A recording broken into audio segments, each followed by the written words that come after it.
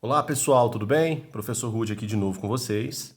Hoje trazendo um assuntinho aqui interessante, genética, tudo bom?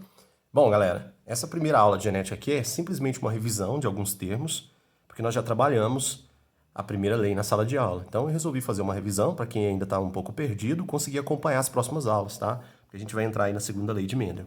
Beleza? Bom, vamos lá. Para quem nunca estudou genética ou para quem já se esqueceu de alguns termos importantes, primeiro, a genética é a área da biologia que estuda o gene, tá bom?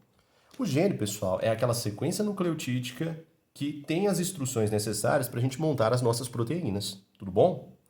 No caso dos eucariotos, que são seres que têm núcleo, os genes estão localizados lá no núcleo celular. Lá no núcleo celular, eles transcrevem moléculas mensageiras conhecidas como RNAs mensageiros, e os RNAs mensageiros vão ser lidos no citoplasma celular pela ação dos nossos ribossomos. Lembra que o RNA mensageiro tem trincas nucleotídicas sequenciais que nós chamamos de códons. Cada códon especifica o tipo e a posição do aminoácido na proteína. Tridimensionalmente, a proteína tem uma função específica, tá?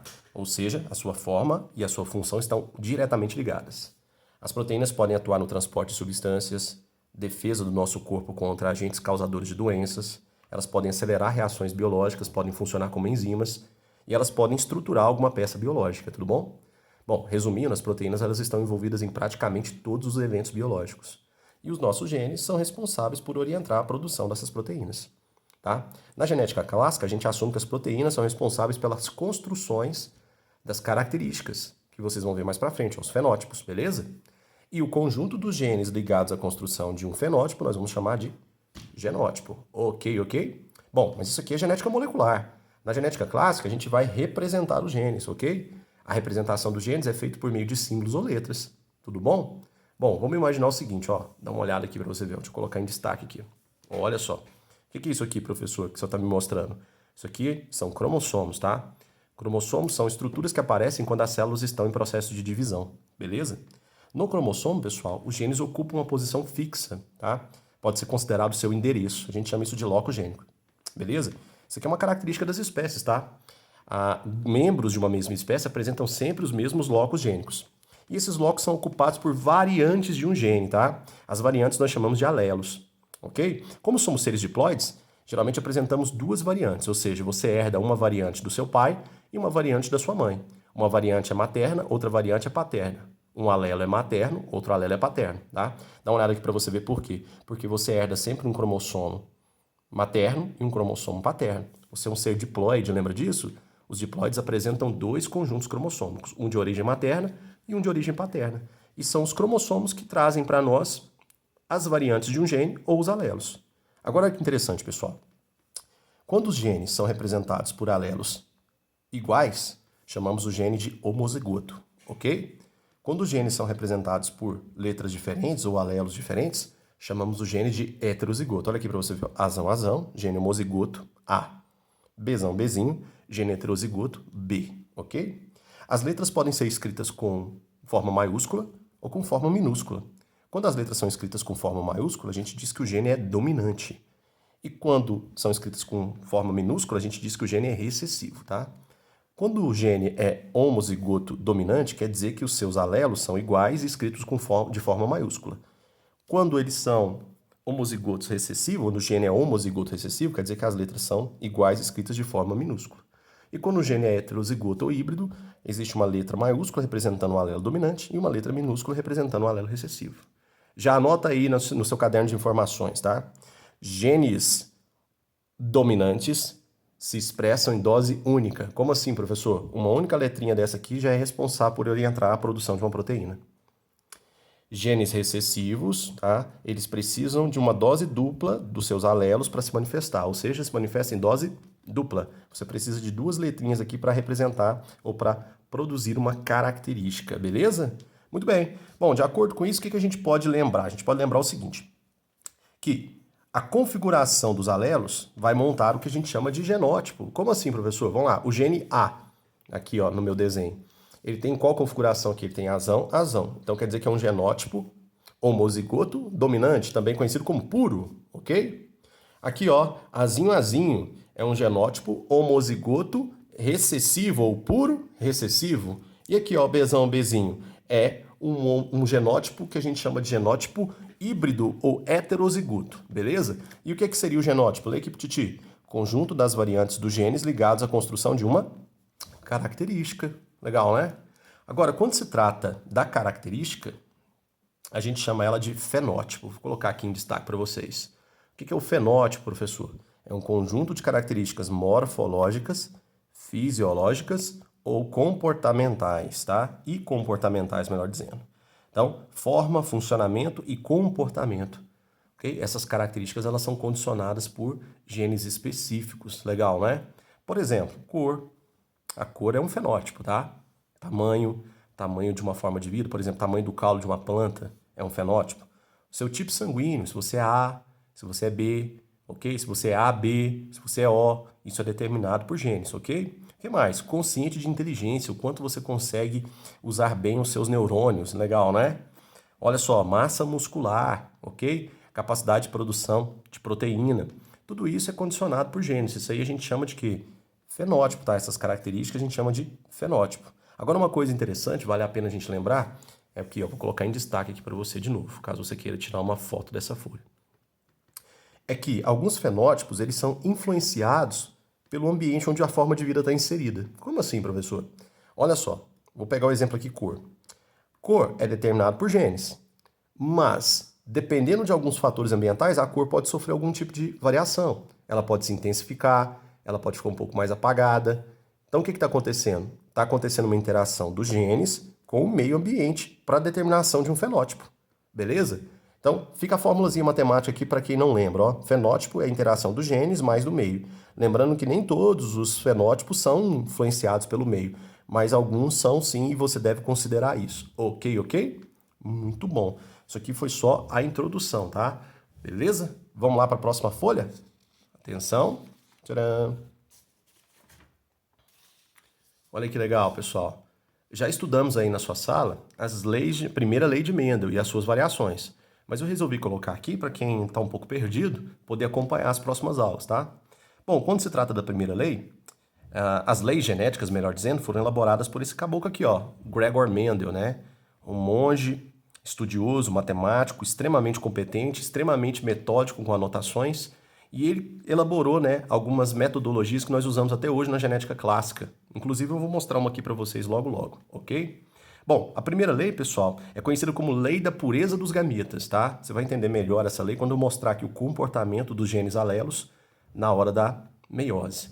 Mas vamos aqui, ó, vamos pegar as ideias, tá, que levaram à elaboração da primeira lei de Mendel. Primeiro, Mendel foi muito perspicaz a adotar esse tipo aqui, ó, de forma de vida como modelo genético. Para quem não lembra, essa plantinha aqui que você está vendo, ó, é uma planta leguminosa, conhecida como ervilha do cheiro. Essa planta, ela produz aqui uns frutinhos que nós chamamos de vagens, tá? Show, né? Quando esses frutos aqui, pessoal, estão verdes, a gente consegue comer, ok? Agora, quando esses frutos amadurecem, eles ficam secos e liberam as sementes. É uma coisa que vocês estudam lá na parte de botânica. Fechou? Bom, o que Mendel observou? Que dentro de uma população de plantas de ervilha do cheiro, existem indivíduos com características contrastantes. Como assim características contrastantes? Uma diferente da outra. O que ele observou? Ele observou esses critérios aqui, ou essas características, melhor dizendo. Cor da semente. Ele percebeu que em algumas populações de ervilha do cheiro, as plantas produziam sementes amarelas e alguns indivíduos produziam sementes verdes.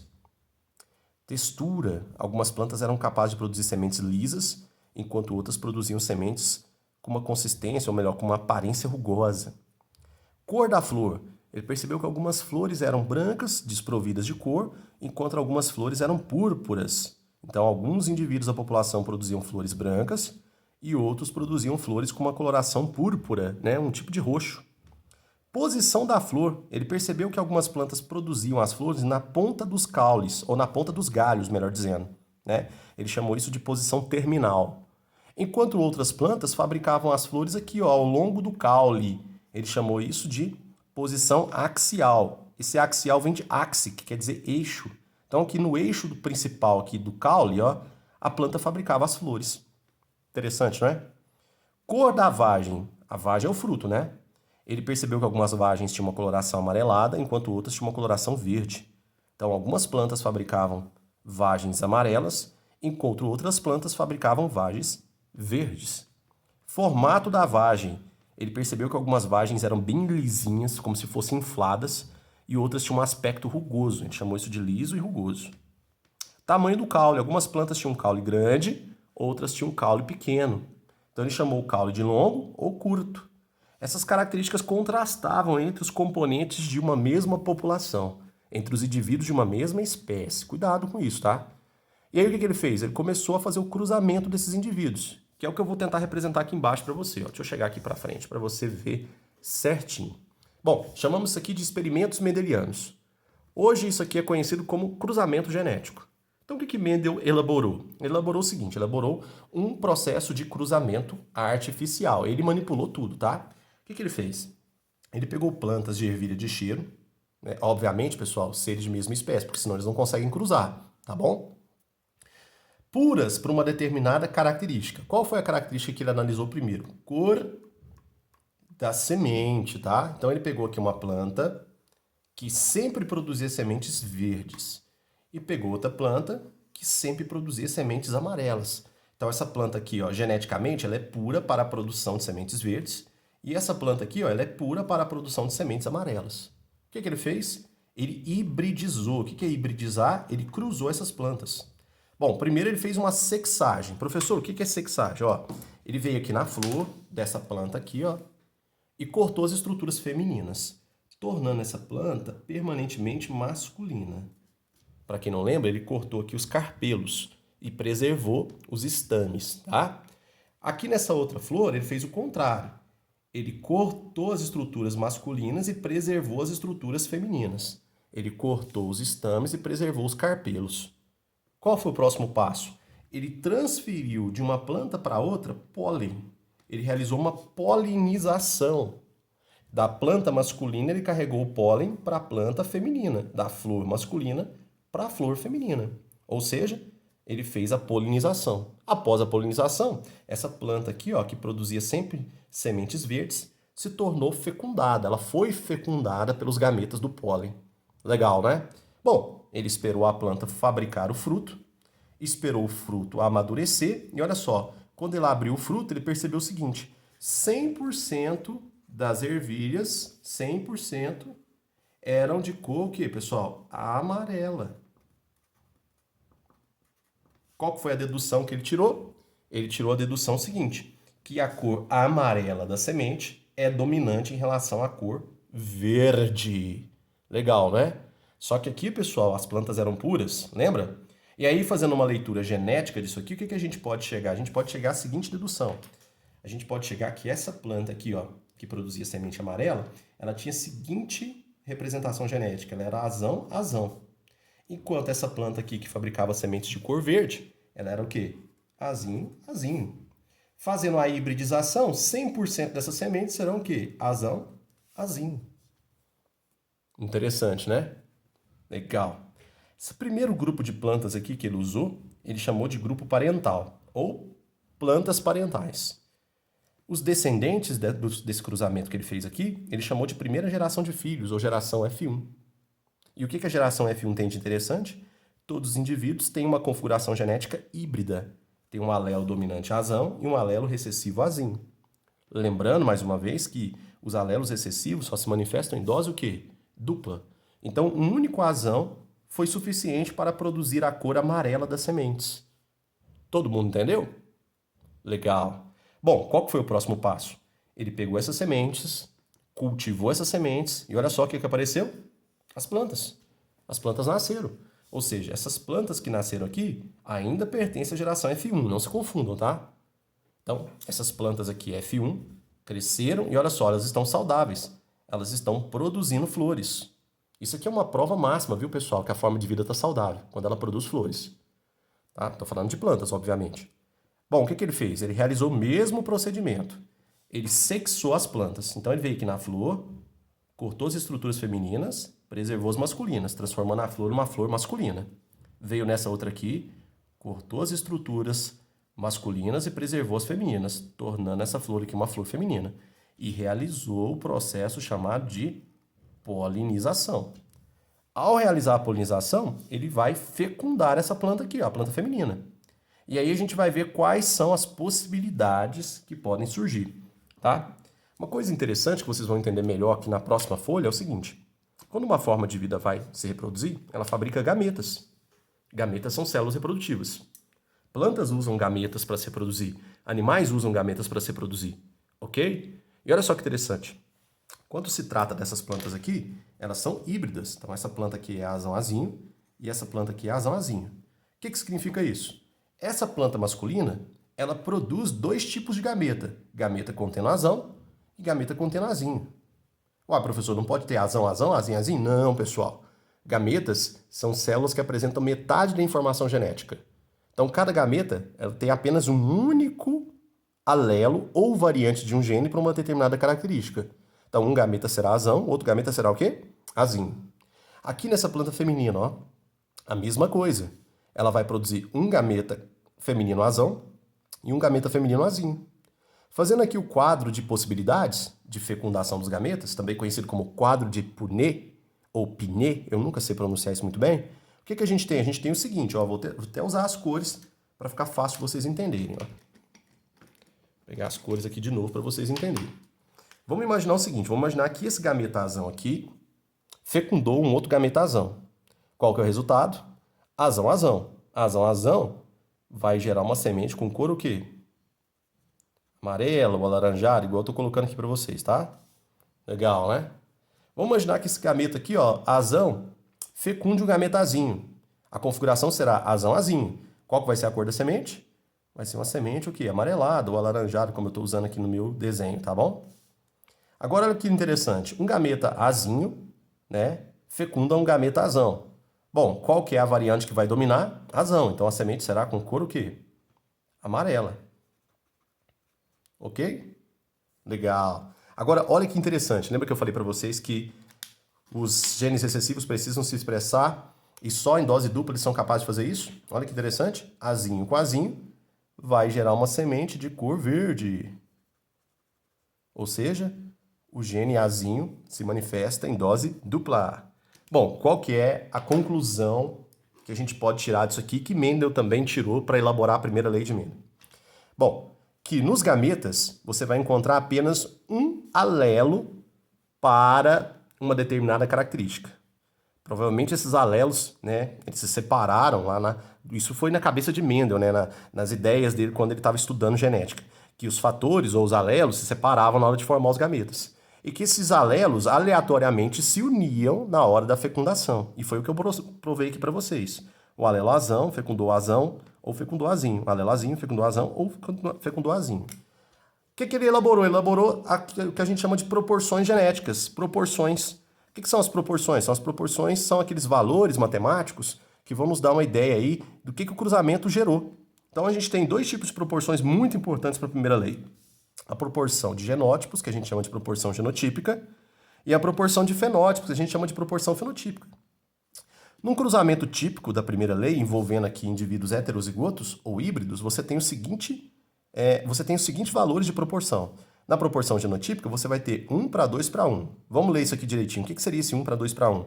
1 homozigoto dominante para 2 híbridos para 1 recessivo. Então, você vai ter indivíduos que têm um genótipo dominante, indivíduos que têm um genótipo híbrido e indivíduos que têm um genótipo o quê? Recessivo.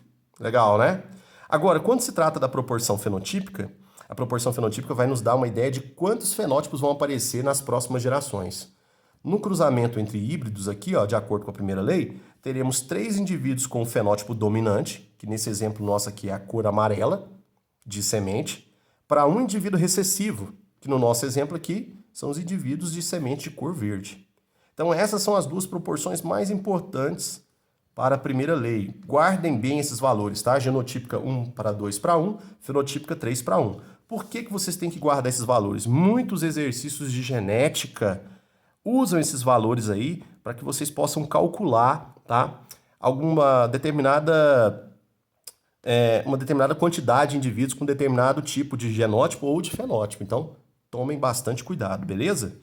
Agora, para a gente encerrar essa aula, vamos entender melhor a questão da pureza dos gametas, a separação dos alelos, tudo bem? Eu tomei a liberdade de fazer aqui para vocês um desenho. Aqui, ó, para quem quiser tirar um print, vou deixar aqui. Rapidinho. Beleza? Ótimo. Tomei a liberdade de construir aqui para vocês, ó, um desenho sobre meiose.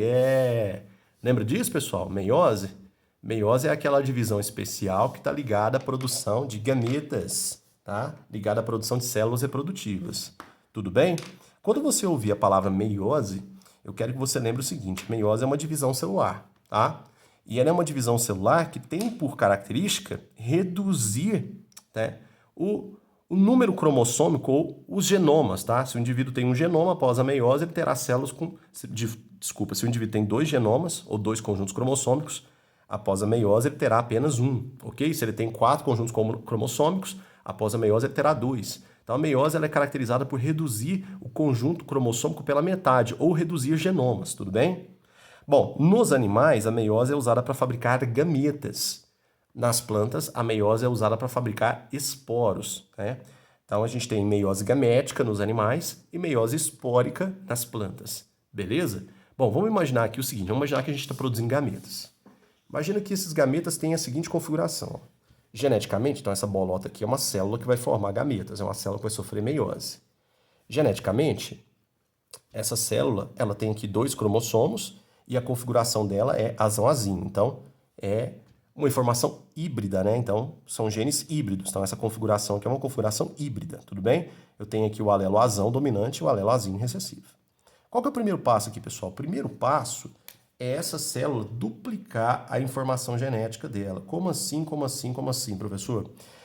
Esses cromossomos que vocês estão vendo aqui, eles são simplificados, são cromossomos simples, tá? Esses cromossomos são duplicados. Como assim? Esse cromossomo azul aqui vai duplicar toda a sua informação genética, e esse cromossomo vermelho fará a mesma coisa, tudo bem? Olha como é que fica aqui para você ver, ó. Deixa eu posicionar aqui para cima. Fica assim, ó. O cromossomo azul duplicou a informação genética. Qual que é a informação genética que tem destaque? Azão. E o cromossomo vermelho também duplicou a informação genética. Qual que está em destaque? Azinho, ok?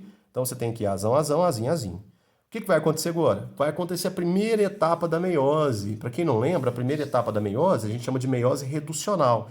Na meiose reducional, essa célula grandona aqui, ó, ela forma 2 células menores e cada célula vai receber um cromossomo do par.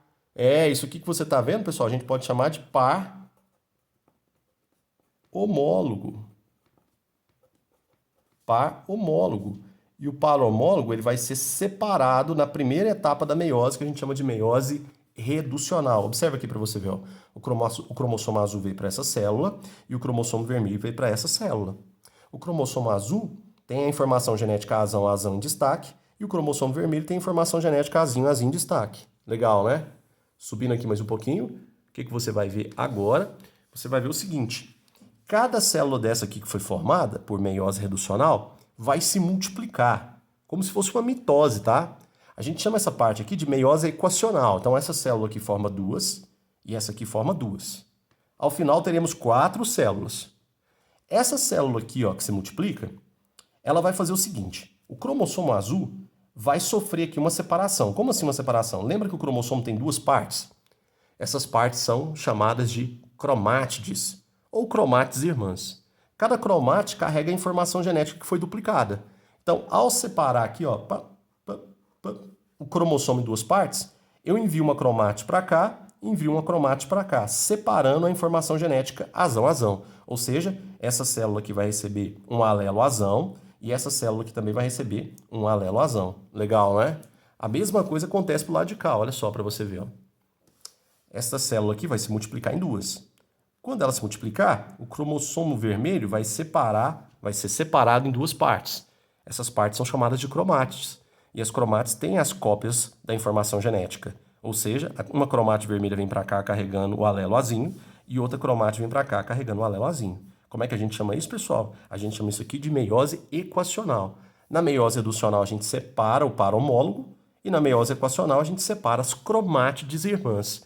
Lembrando que as cromátides irmãs têm cópias, né, dos genes ou dos alelos. Ao final, a gente vai ter aqui as 4 células e cada célula vai ter apenas um único alelo para uma determinada característica. Aleatoriamente, essas células podem se fecundar né, combinando os alelos para a produção de uma determinada característica. Como é que é o nome disso aqui? Isso aqui é o comportamento dos alelos durante a meiose, tá? Lembrando que aqui, ó, eu fiz com uma configuração genética híbrida, tá? Mas isso aqui que eu expliquei para vocês também vale para uma configuração genética pura, tudo bem? Espero que vocês tenham entendido essa aula, foi apenas a primeira aula da genética, tá? Eu vou virar aqui para caso você queira tirar um print, para ficar legal, ok? E é isso aí, pessoal. Daqui a pouco eu volto com mais informações. Tchau!